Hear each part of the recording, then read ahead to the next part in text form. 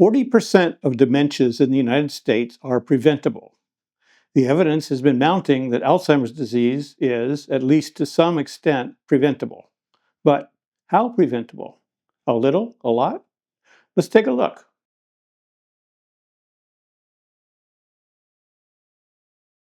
Hi, I'm Dave Brown. Welcome to the Dementia Monster channel. 40% of dementias in the United States are preventable. When I tell people that, they look shocked. Most people have been told that it is all in your genes and your genetic makeup is your death sentence. But readers of my book and my blog know this is just not true. In Beating the Dementia Monster, we listed the most prominent modifiable lifestyle factors that are the biggest drivers of Alzheimer's disease and discussed how you can deal with each.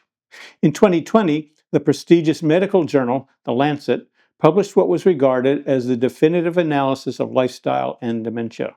It was the work of a commission set up to evaluate what can be done to prevent dementia.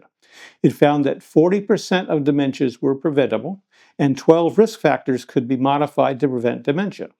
These were physical inactivity, excessive alcohol consumption, obesity, smoking, hypertension, diabetes, depression, traumatic brain injury, hearing loss, few years of education, social isolation, and air pollution.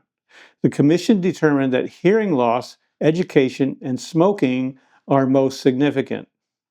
The commission represented its conclusion in this graphic, which takes a minute to understand. There's a link to it in the show notes below. What the graphic does is map the dementia risk factors over someone's lifetime, showing which are most significant at different points in time and weighting them with regard to significance in relation to each other. It begins here in early life, where more education correlates with a reduced risk of dementia in later life. Now, over here in midlife, we see that hearing loss, traumatic brain injury, hypertension, alcohol abuse, and obesity are significant. Hearing loss is the most significant, apparently because it interferes with social interaction and connection, or social isolation. Then here in later life, we see smoking, depression, social isolation, physical inactivity, air pollution, and diabetes. These all add up as accounting for 40% of the risk, with the remaining 60% unknown. And evidence supporting the Lancet Commission's conclusions continue to pour in. A study published in the June 2020 issue of JAMA, formerly the Journal of the American Medical Association, came to very similar conclusions. It was entitled Variation in Population Attributable Fraction of Dementia Associated with Potentially Modifiable Risk Factors by Race and Ethnicity in the United States. The research team was led by Mark Lee, a PhD candidate at the University of Minnesota.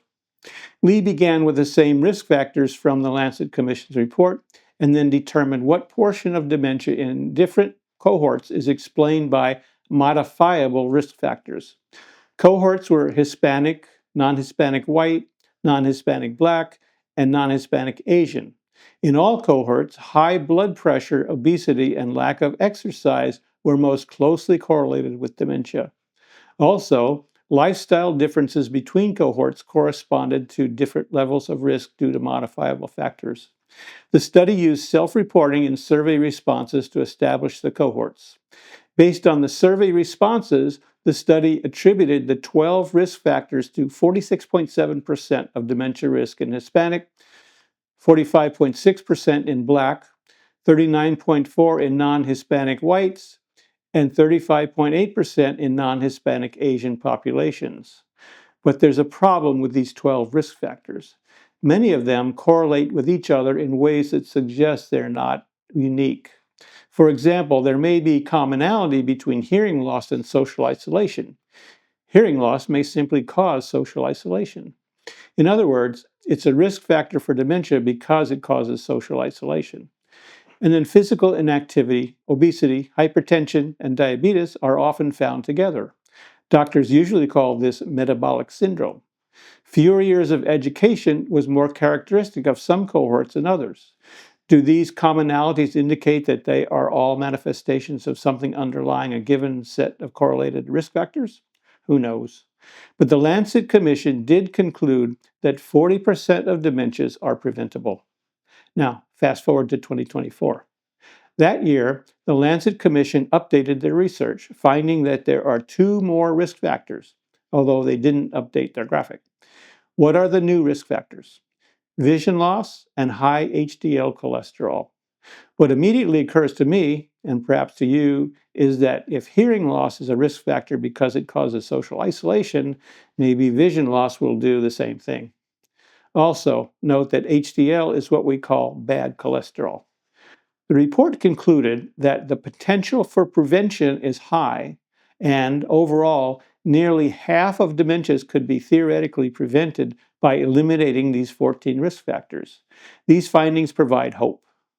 They also said, although change is difficult and some associations might be only partly causal, our new evidence synthesis shows how individuals can reduce their dementia risk. So thanks for watching. I hope you found this as interesting as I did. In the show notes, we have links to the research we discussed, as well as a link to our book, Beating the Dementia Monster. There's also a link to our blog where we have over 500 articles on how to beat the dementia monster. Thanks and have a great day.